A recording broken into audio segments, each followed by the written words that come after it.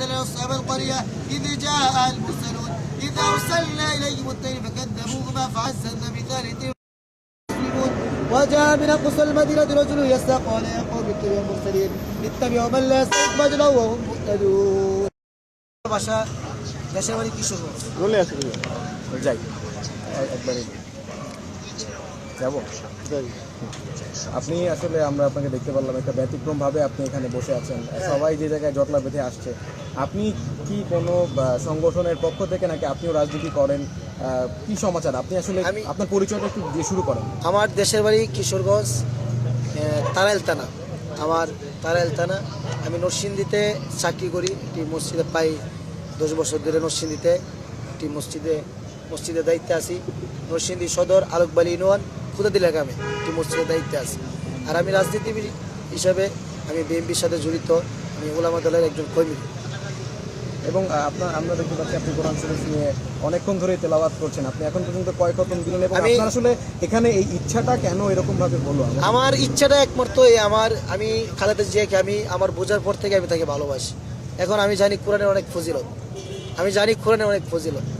এখন আমি এখানে বৈশা আমি সারাদিন আমি কোরআন শরীফ পড়লাম একটি খতম দিছি আমি এখানে বৈশা আর একটি খতম দিতেছি তাই আমি 2টি খতম দেওয়ার পরে ইনশাল্লাহ অপশন নিব তারপরে আবার শুরু করবো ইনশাল্লাহ এবার আমার নিয়ত আছে দেখা যাক কি পর্যন্ত আমি থাকতে পারি এখানে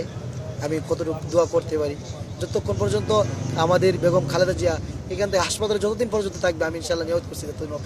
এই জায়গায় আমি থাকবো আপনি মানে মূলত আমি তার জন্য এখানে বৈশাখ কোরআন খতম করে আমি দোয়া করবো আল্লাহর কাছে আমরা অনেকেই আসলে বাসা বাড়িতে হয়তো বা তার জন্য অবশ্যই দোয়া করতে হয়তো বা বাসায়ও পড়তে আমি বাসাও পড়তে পারতাম আমি বাসাও কিন্তু আপনি এখানেই কেন আসছেন আমি এখানে আসছি আমার এখানে আসছি আমি জানি না কোন সময় কি একটা খবর শুনি আমি তো তাকে ভালোবাসি হ্যাঁ এখন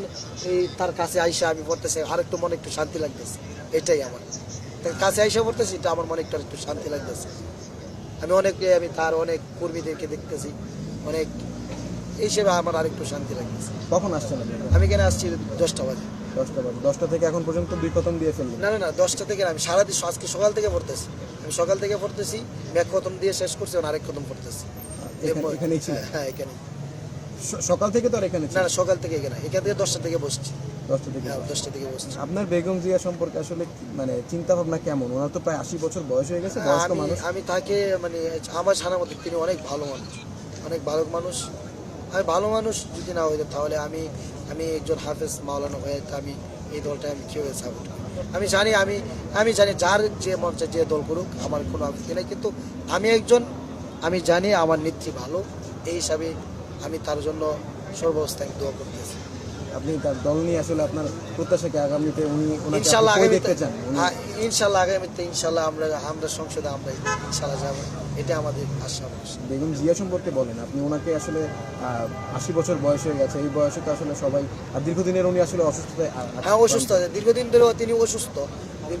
অসুস্থ চাই না মানুষের হায়াত মধ্যে আর পাওয়া যায় না কিন্তু আমরা চাই আরেকটা বার তিনি সুস্থ হইয়া সামনে যখন নির্বাচনটা আমরা 17 বছরের আগের হাসিটা যেন তার মুখে আমরা দেখতে পাই এই যে অতটুকু আমার আশা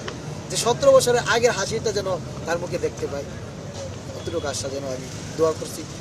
এবং সারা বাংলাদেশের মানুষের কাছে দোয়া চাই তার জন্য দোয়া করেন যেন আল্লাহ তাআলা আর কিছু হায়াত একটু বাড়ায় একটু আমাদের তেলাওয়াত করে শোনান আপনার বেগম জিয়ার জন্য আপনি আসলে আউযু বিল্লাহি মিনাশ শাইতানির রাজিম বিসমিল্লাহির রহমানির রহিম ياسين القرآن الحكيم إنك لمن المرسلين على صراط مستقيم تنزيل العزيز الرحيم لتنذر قوما ما أنذر آباؤهم غافلون لقد حق القول على أكثرهم فهم لا يؤمنون إنا جعلنا في أعناقهم أغلالا فهي للأذقان فهم مقمحون وجعلنا من بين أيديهم سدا ومن خلفهم سدا فأغشيناهم فهم لا يبصرون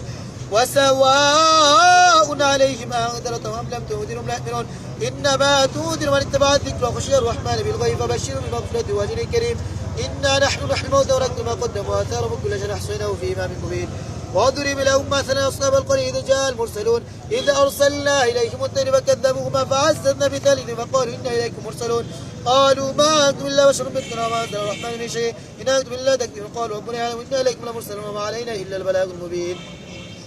قالوا إنا تطيرنا بكم لئن لم تنتهوا لنرجمنكم وليمسنكم منا عذاب أليم قالوا طائركم معكم أئن ذكرتم بل أنتم قوم مسرفون وجاء من أقصى المدينة رجل يسعى قال يا قوم اتبعوا المرسلين اتبعوا من لا يسألكم أجرا وهم مهتدون وما لي لا